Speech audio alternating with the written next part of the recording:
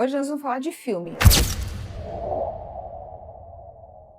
Frankenstein, do Guilherme Del Toro. É um filme que fala sobre paternidade tóxica, culpa, perdão, rejeição e redenção. Fala sobre criador e criatura e acho que fala mesmo sobre a nossa relação com Deus. Eu não vou dar spoiler para vocês, mas espero estimular vocês a assistirem porque é um filme muito profundo. E claro, vem comentar comigo aqui depois. É um filme que fala sobre monstros ou sobre o monstro criado, que geralmente é o nosso julgamento sobre a vida, sobre o criador e sobre a criatura que nós acabamos nos tornando, que muitas vezes nós somos os nossos verdadeiros monstros. E eu vou trazer a visão sistêmica sobre esse filme. É um filme lindo, um figurino impecável, a fotografia, então, eu me apaixonei. É um filme sombrio, muito profundo, que aborda brutalmente as relações humanas, entre pais, filhos e Deus. É claro que eu adoro o Oscar Isaac, já conhecia ele de outras produções, mas ele foi brilhante nesse filme. Vamos começar falando da relação desse filho com a mãe, que não estava nada contente com aquele casamento, acaba criando uma relação, uma conexão muito profunda com esse filho. Por outro lado, a gente tem um pai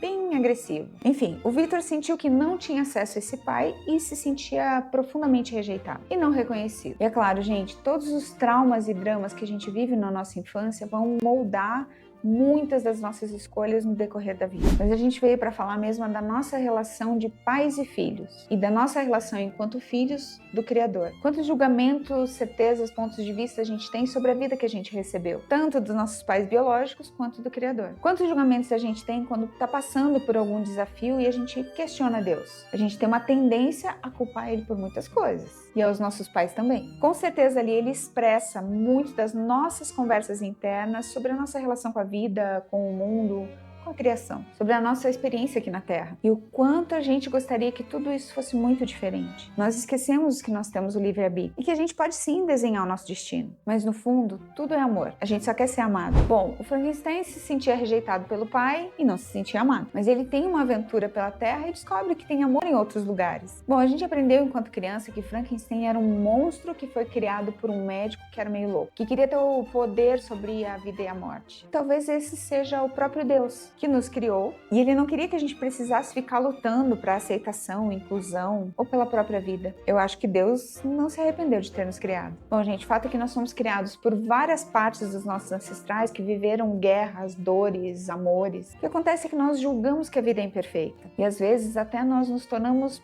monstros de nós mesmos. Quando a gente fica olhando para a dor, para o sofrimento, para a rejeição, que no fundo a gente só está reivindicando um lugar no nosso sistema. A gente só quer fazer parte. E a gente vai parar de rejeitar todas as histórias que nos trouxeram até aqui. Aí que vem o ponto alto do filme, o caminho da reconciliação e da paz. Porque nós, enquanto criaturas, precisamos de alguma forma voltar ao Pai. Não para resolver pendências de rejeição ainda por vingança. A ideia é que a vida se perpetua através da criatura. Não há controle sobre isso. Somente aceitação, redenção e amor. E é claro, o pai e o filho se reconhecendo, porque a vida não foi imposta, ela foi um presente, foi o melhor que o Criador pôde. E que o verdadeiro triunfo talvez esteja no simples fato de existir, porque a própria criatura é a perpetuação da vida. Bom, Frankenstein não é sobre ciência, mas é sobre a beleza da própria vida. É um filme impecável, mesmo com toda a dor, é uma reflexão profunda sobre o propósito de vida. Bom, essas são só as minhas perspectivas sobre o filme. Por favor, assistam, comentem comigo, porque eu fiquei encantada e vou assistir ele de novo.